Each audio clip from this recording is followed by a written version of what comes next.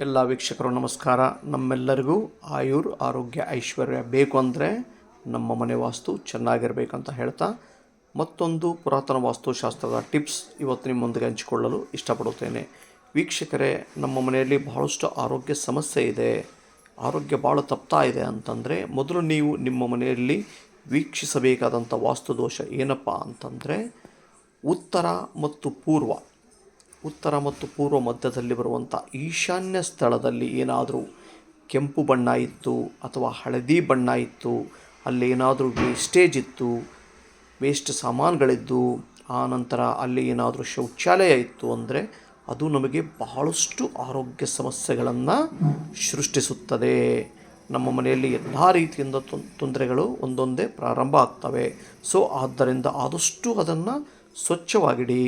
ಅಲ್ಲಿ ನೀವು ಬೇಕಂದರೆ ನೀಲಿ ಬಣ್ಣ ಹಚ್ಚಿ, ಇಲ್ಲ ಹಾಫ್ ವೈಟ್ ಬಣ್ಣ ಹಚ್ಚಿ, ಅಥವಾ ನೀವು ಅಲ್ಲಿ ಒಂದು ದೇವರ ಮನೆಯನ್ನು ಸೃಷ್ಟಿಸಬಹುದು. ಆ ದೇವರ ಮನೆಯಲ್ಲೂ ಕೂಡ ಕೆಂಪು ಮತ್ತು ಹಳದಿ ಬಣ್ಣ ಅಲ್ಲಿ ಯಾವುದೇ ರೀತಿಯಿಂದ ಯೂಸ್ ಮಾಡಬಾರ್ದು.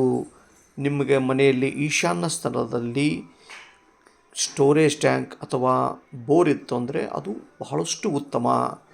ಆದ್ದರಿಂದ ವೀಕ್ಷಕರೇ, ನೀವು ನಿಮ್ಮ ಮನೆಯಲ್ಲಿ ಆರೋಗ್ಯ ಸಮಸ್ಯೆ ಬಹಳಷ್ಟು ಇದೆ ಅಂದರೆ ಈ ರೀತಿಯಾದಂಥ ಒಂದು ತೊಂದರೆ ಇರುತ್ತೆ, ನೀವು ನೋಡ್ಕೊಳ್ಳಿ. ಓಕೆನಾ? Thank you.